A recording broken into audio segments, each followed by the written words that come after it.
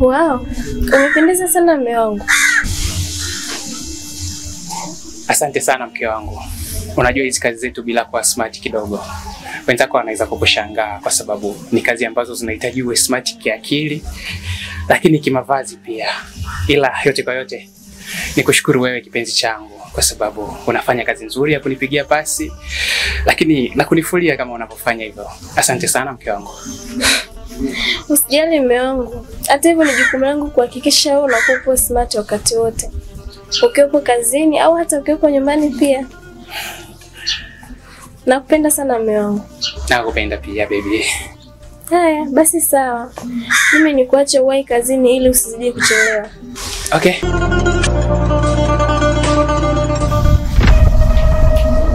We Moses.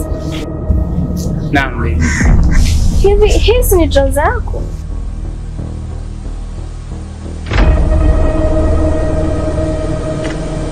Sasa unaweza kuniambia hii nguo imefikaje katika trouser yako?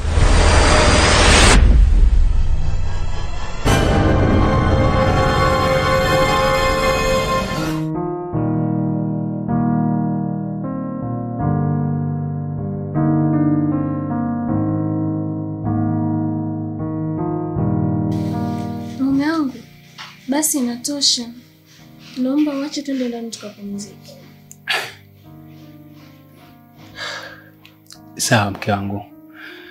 Mimi nimekuelewa. Lakini wewe ungeendelea kupumzika. Mimi kuna kazi za watu nazimalizia hapa alafu nakuja. No Moses. Ni usiku sana saizi. Ukiangalia saa pale inatuambia ni saa 5. Ukiwepo kazini ujichosha na kazi na nyumbani pia ujichosha na kazi. Hii sio sawa. Naomba uache twende ndani tukapumzike. Okay. Basi naomba japo dakika moja nifunge hichi ninachokifanya hapa alafu nakuja. Sawa. Hiyo dakika moja mimi siendi chumbani. Nitakaa hapa nitakusubiri umalize.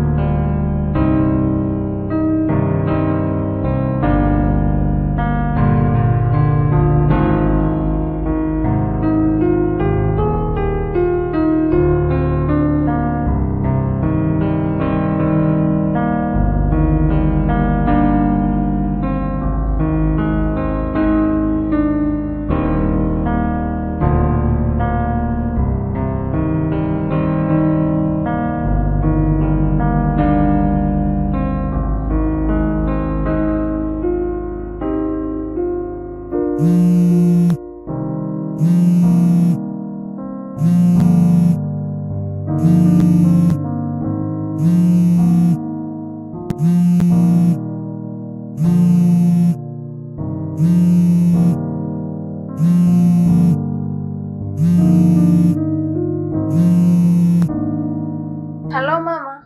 Halo Vivian mwanangu. Hujambo? Hatujambo. Shikamoo mama. Marahaba. Vivian mwanangu. Najua saizi umepumzika. Kwa hiyo naomba nikuombe radhi kwa hili. Hata usijali mama. Hata hivyo tulikuwa bado hatujaenda chumbani. Sawa. Sasa nimekupigia simu mwanangu kwa sababu huku babako anaumwa. Hali yake sio shwari. Na mara nyingi sana amekuwa akilalamika, niitieni mwanangu Vivian, niitieni mwanangu Vivian. Nimeshindwa kuvumilia hii hali. Na nikiangalia hii hali yake ni mbaya sana. Hivyo naomba mwanangu uongee na mwenzio, akuruhusu japo hata siku chache tu uje ukae na babako aweze kukuambia hicho anachotaka kukuambia. Sawa mama, ngoja niongee na Moses. Akiniruhusu kesho nitakuja. Sawa mwanangu. Naomba ongee naye. Mimi namjua Moses wala sio mkorofi. Na pia mwambie hata yeye tumemkumbuka sana. Kama ataweza naomba mji wote. Mama, huyu yeye yuko busy sana, lakini nitazungumza naye. Kama atakuwa yuko sawa basi nitakuja naye. Haya, karibuni wanangu.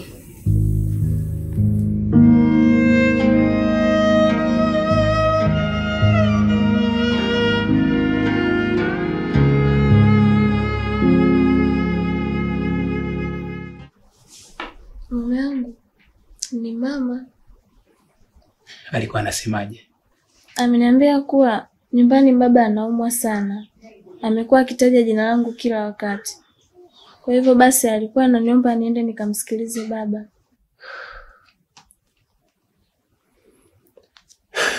Na alikuwa anataka uende lini?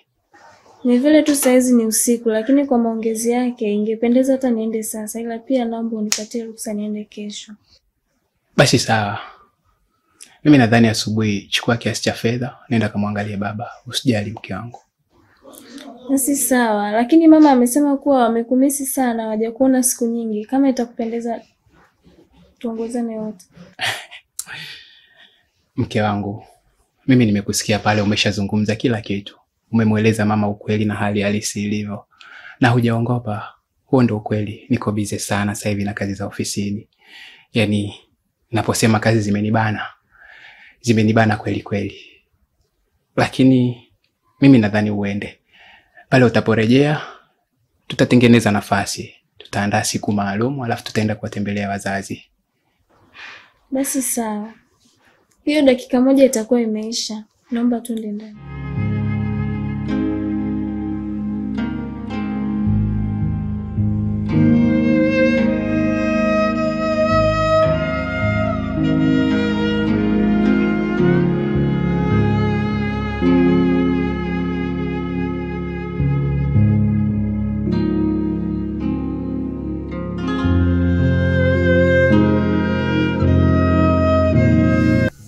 Bwana Moses. Naam.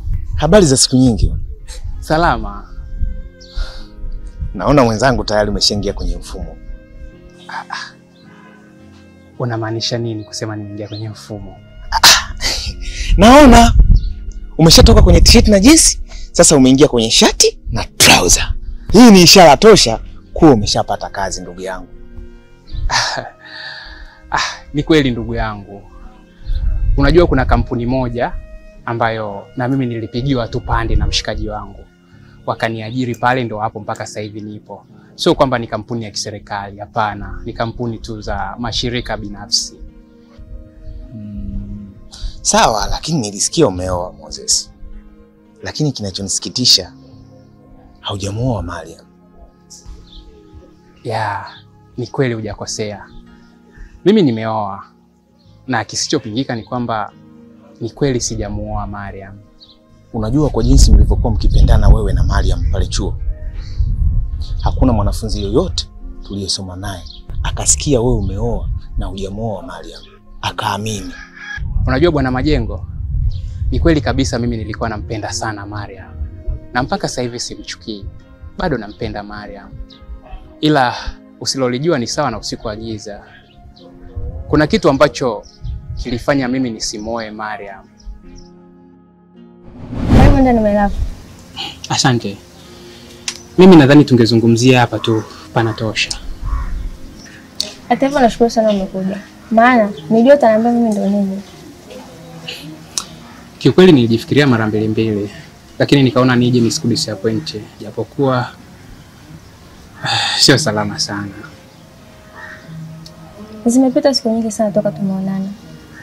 Nadhani siku ya leo itakuwa ni siku nzuri sana ambayo tutaongea kuhusu mahusiano yetu. Ni kweli zimepita siku nyingi kidogo. Na mimi nilikuwa natamani sana haya mazungumzo baina yangu mimi na wewe.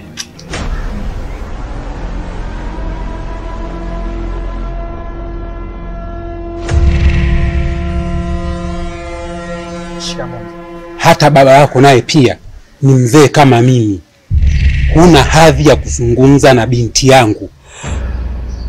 Sasa nisikilize, endapo nitakukuta na binti yangu tena, ulimwengu huu hautokuwa rafiki yako tena, bali ardhi hii ndo itakuwa rafiki yako. Na maanisha hivi, watakuzika hapa.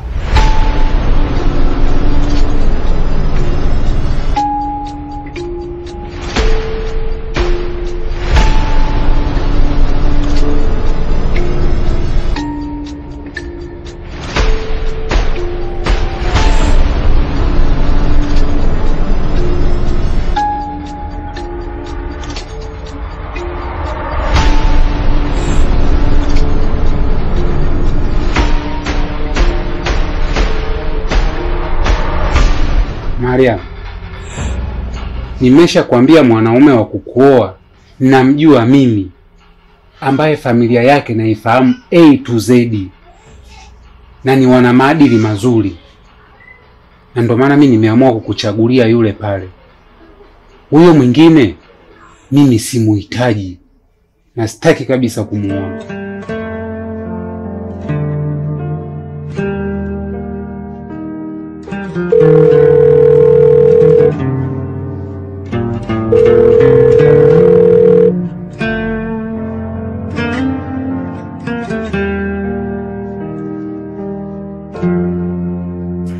Samahani, simu ya mteja uliyempigia haipatikani.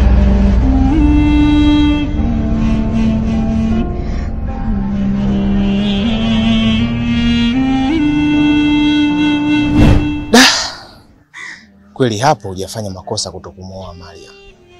Lakini mimi nilikutana naye na akanieleza yote hayo. Lakini bwana Moses, Mariam amechoka sana. Na sio yule Mariam tuliyemzoea. Anaonekana hayuko sawa kiafya. Na amenipa namba yake ya simu.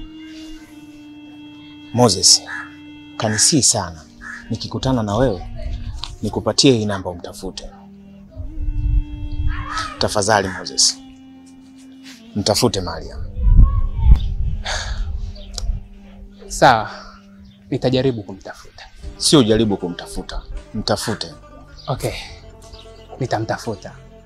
Sawa bwana Moses, lakini kingine, mimi ndugu yako. Na elimu yangu hii unaniona, bado nipo mtaani, sina kazi. Sasa uko kazini kwako, kama ikipatikana nafasi, mimi nipigie pande ndugu yangu. Hakuna shida bwana Majengo. Wewe ni ndugu yangu kama unavyosema. Ni mshikaji wangu wa karibu sana. Kwa hiyo mimi nikutoe wasiwasi tu. Nitaangalia kama kuna nafasi itatokea, basi mimi sitakuwa na budi kukuunganisha. Basi kila la heri ndugu yangu. Pamoja sana.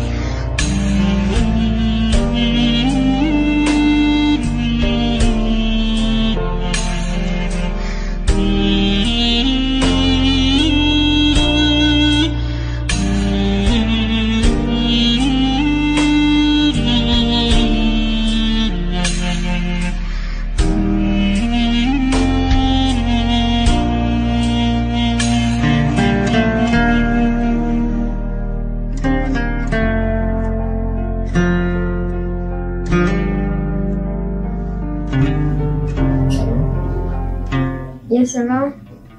Hello? Salama, naongea na Mariam.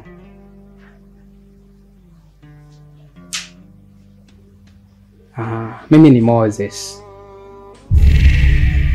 Wow. Mbona kama sitaki kuamini kama naongea nawe? Ya, nilikutana na Mundu akanipa hizi namba zako za simu. Na amenisisitiza sana nikutafute. Sasa sijajua kwamba ulikuwa una shida gani Mariam. Moses. Samahani sana kwa usumbufu. Nilikuwa nitaka kuongea na wewe. Lakini mazungumzo yetu sio kuongea kwenye simu. Ni jambo gani ambalo alifai kuzungumza katika simu mpaka uhitaji tuonane? Mimi nadhani ungenielekeza tu hapa kwenye simu ningekuelewa. Najua itakuwa ngumu sana kwako. Kwa sababu umeoa. Lakini sina namna. Nilikuwa naomba walai dakika chache tu za kuonana na wewe. Ili angalau niweze kukwambia kitu ambacho nataka kukwambia. Okay. Sawa. Mimi nakaa mtaa ule ambao nilikuwa naishi awali. Bado sijahama. Kwa hiyo nadhani utakuwa unapafahamu. Karibu sana. Okay, sawa nakuja.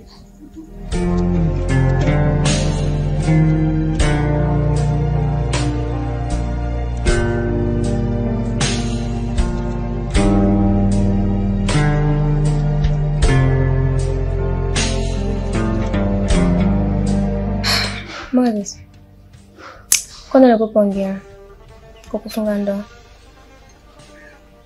Japokuwa imeniuma, lakini kwa kunyuma kwangu haimaanishi nisikupongeza. Hongera sana Moses. Asante sana Mariam. Lakini mimi sina muda sana wa kukusikiliza. Kwa hiyo mimi ninachokuomba, naomba uzungumze ulichosema unataka kuzungumza na mimi.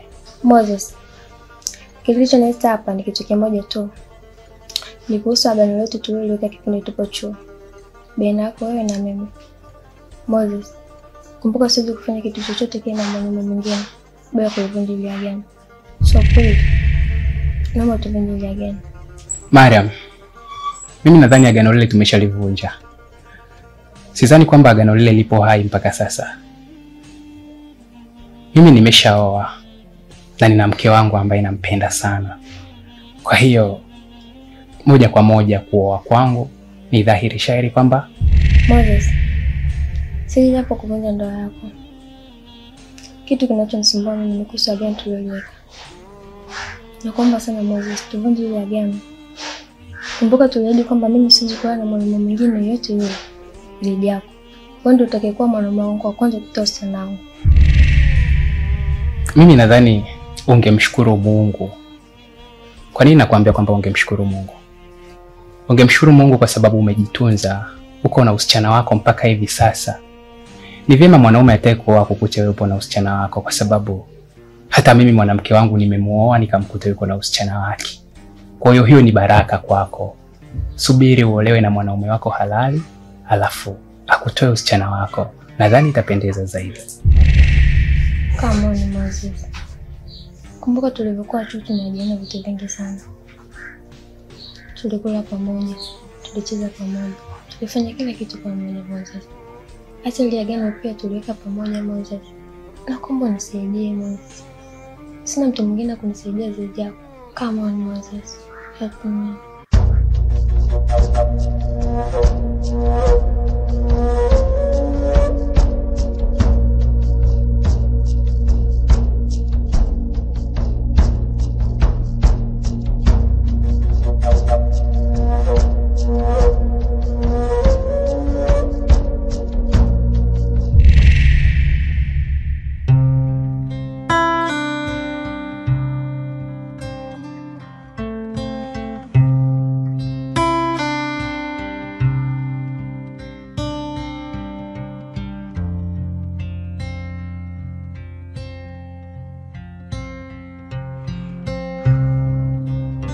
Vipi mwanangu? Umefanikiwa kuzungumza na babako lolote? Ndio mama, baba nimeongea naye. Lakini sasa maneno ambayo anaongea baba sijaweza kuelewa. Kwa sababu nasikia tu kama vile anaongea lakini sielewi chochote kile ambacho anamaanisha kuniongelesha. Kwa mama, nilikuwa naomba unisaidie kutafsiri maneno ya baba. Kwa sababu wewe umeishi naye muda mrefu, unajua uongeaji wake, akiwa anaongea kitu unaelewa anamaanisha kitu gani. Mwanangu Vivian, ni lini babako ameanza kuzungumza hata wewe usimuelewe? Mbona asubuhi hii mimi nimetoka kuongea naye? Na hata wakati ananiambia ni mimi nikuite wewe, alikuwa akiongea vizuri tu. Mpaka mimi natoka kuja kufanya shughuli zangu hapa, babako anazungumza vizuri na mimi namuelewa. Kwa nini usimuelewe?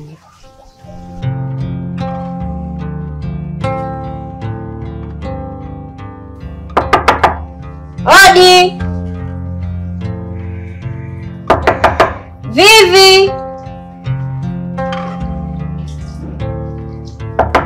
Vivian! Mbona papo kimya hapa? Sasa atakuwa ameenda wapi? Mbona sio kawaida yake kutokuwepo? Hello? Upo wapi? Mbona nimekuja hapa kwako nimegonga sana, yani papo kimya. Umeenda wapi? Mbona nimemwacha mume wangu hapo nyumbani, leo ni weekend. Gonga geti vizuri atakuja kufungulia. Yaani hapa nimegonga mpaka nimekata tamaa, alafu mwenzako nimepata matatizo, nimefiwa na bibi yangu.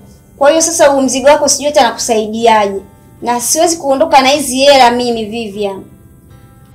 Sasa, Deko, Hapo mlangoni kwangu kuna hilo zulia la kufutia miguu.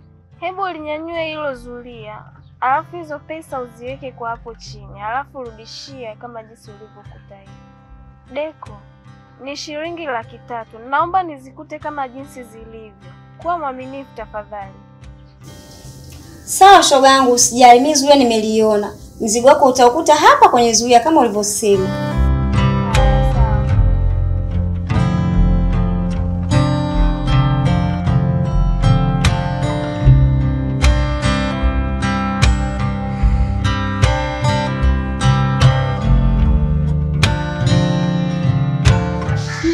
Mama, kuna kitu nilisahau. Kuna pesa za watu za marejesho ambazo nahitaji kuzirejesha. Kuna mtu ameniletea pale nyumbani lakini amekuta hakuna mtu. Hivyo basi ameziweka mahali ambapo sio salama sana. Kwa hiyo mama, nilikuwa naomba niende mara moja ili nikazifanyie ustaarabu zile pesa. Kama utakuwa na namba ya bodaboda mama, naomba unisaidie kuita bodaboda. Basi sawa mwanangu. Kama ni jambo la pesa wala usijali. Unatakiwa kweli fanya haraka. Ngoja nifikie Hamisi bodaboda akuahishe.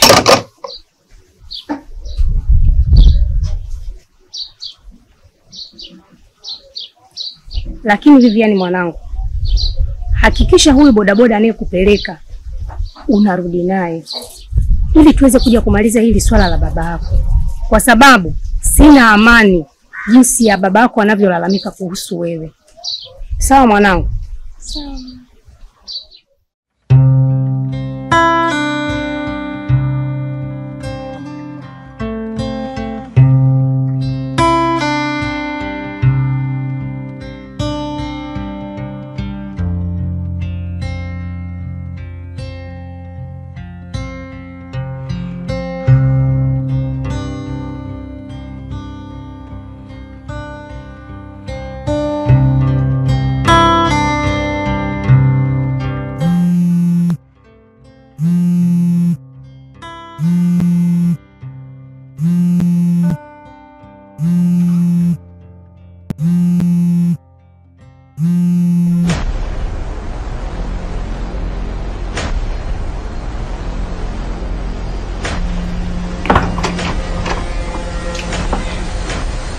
Moses!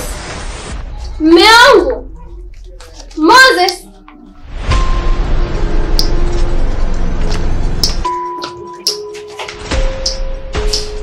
Moses!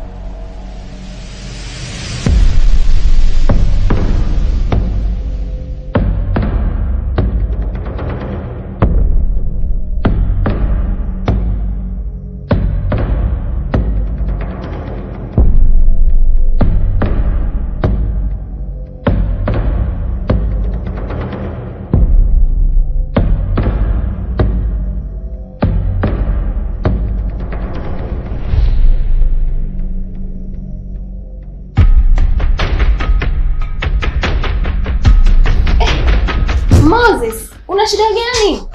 Hebu niambie, unaumwa? Au umekunywa pombe? Hapana mke wangu. Mimi sijanywa pombe. Ila kichwa kinaniuma sana. Najisikia vibaya. Naomba kama unaweza uende pharmacy kwa Dr. Othman. Umwambie kuandikia dawa niletee, au kama utaweza uje naye. Naomba fanya haraka mke wangu. Basi sawa.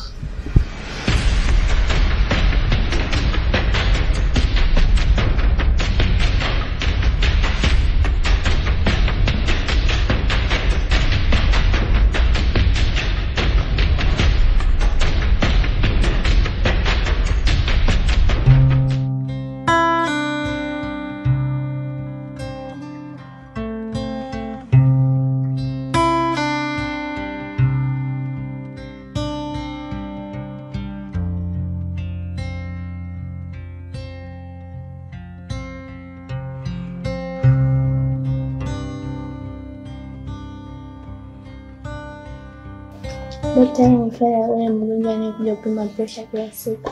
Okay. Asante. Sawa, ameshafika Yupo nje. Okay, sawa, unaweza ukamuita. Kabla sijamuita, nilikuwa na mazungumzo na wewe. Unaweza kaa. Samahani dokta. Bila samahani. Nimefanya kazi hapa takriban ya mwaka 1.5. Bila kupewa leave. Na ukizingatia babangu nyumbani ni mgonjwa, yani afya yake haiko sawa. Kwa hiyo samahani, lakini nilikuwa naomba kama unawezekana nipewe hata likizo ya mwezi mmoja ili mradi niende nikamwangalia nyumbani. Haina haja ya kuomba samahani kwa sababu ni haki ya kila mfanyakazi katika taasisi za binafsi na serikali kupata likizo kila mwaka. Na ulikuwa hauna haja ya kuomba samahani na umekosa likizo kwa sababu kwa ufinyu wa wafanyakazi ambao tunao kwenye kituo chetu. Lakini kwa leo unaweza ukaendelea na majukumu yako na nipe siku 2 nitakupa majibu. Kuna lolote jingine zaidi ya hilo? Hapana. Okay, pole sana kwa kuguliwa na babako, ila nipoishie likizo utapata na babako atakaa sawa. Asante, nitashukuru.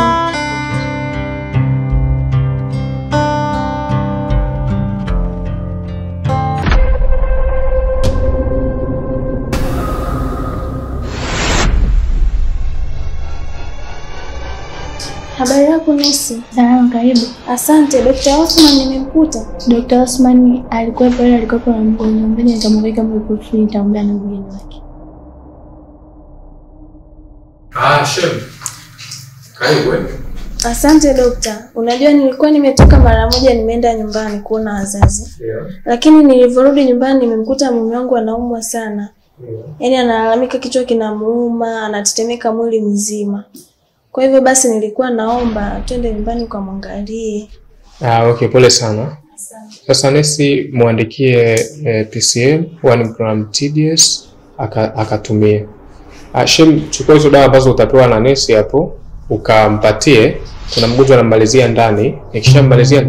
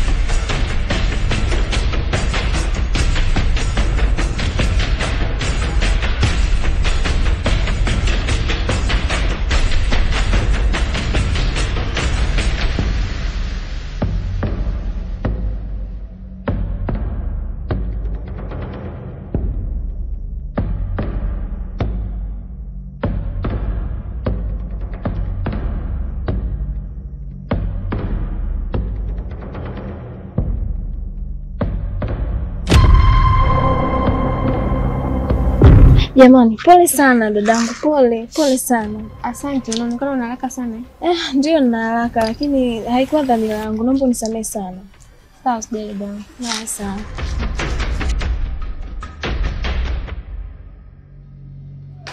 Kijana wangu, nimejaribu kuongea na mwanangu lakini kanikataa kabisa.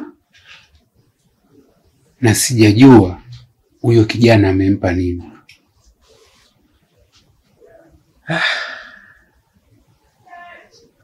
Na mimi kama mzazi kusema kweli ni inaniuma sana na inaniumiza. Kwa sababu kijana wangu wewe ndo ulikuwa mtu sahihi wa kumuoa mwanangu na wala sio mtu mwingine. Sasa kwa kuwa yeye kaamua hivyo, hatuna cha kufanya. Maamuzi ni ya kwake yeye mwenyewe. Baba, nimekubali kuolewa na mwanaume ambaye anahitaji niolewe naye.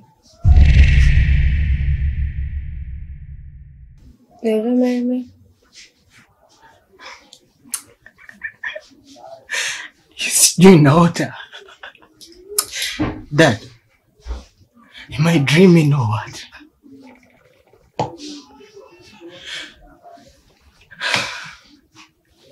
Atanipenda.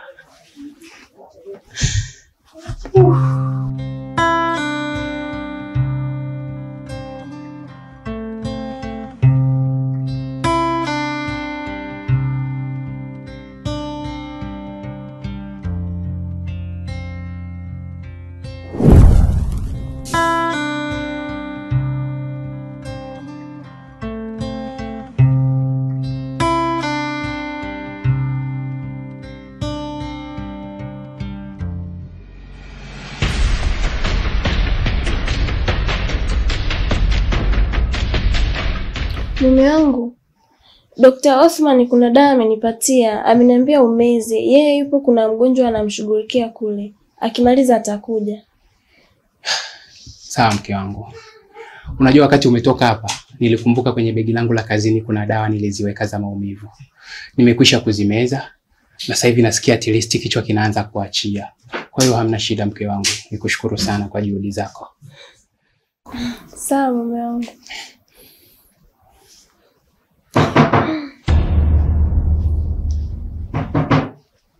Karibu, pita.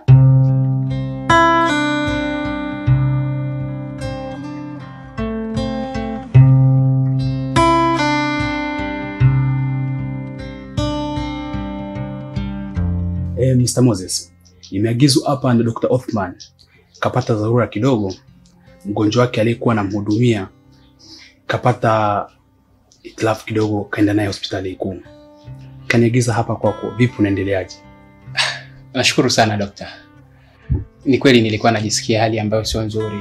Nilimwagiza mke wangu pale maabara akaniitia daktari na kunichukulia dawa. Lakini nimemeza dawa ahueni sasa naiona. Najisikia vizuri kabisa. Kwa dawa ambazo alizokuandikia Dr. Othman zinaonyesha huna muda mzuri wa mapumziko. Ni kweli dokta. Hilo ulilozungumza wala hujakosea. Anapata muda mchache kweli wa kupumzika. Lakini unajua sisi ni vijana, ndio tumeingia kwenye kazi za watu hizi, huko kwenye maofisi ya watu. Ni lazima tuonyeshe juhudi ya kupambana kufanya kazi ikiwezekana usiku na mchana, ili mradi tuweze kupata vyeo vya juu na hata ikiwezekana kuongezewa vya mishahara, kwa sababu unaona maisha bado hayajatengemaki sawa sawa kama tunavyokusudia. Kwa hiyo ni sawa. Hata hivyo vile unavyotaka kupandishwa ofisini, inahitaji uwe na afya bora. Jambo ninalotaka kukushauri Mr. Moses, upate muda wa kupumzika, uwe na afya bora.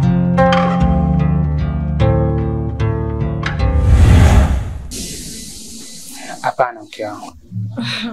Basi sawa, nimekumbuka. Umekumbuka? Ndio nimekumbuka. Wewe wahi kazini. Utakaporudi mimi nitakwambia hii nguo ilifika vipi katika trouser yako.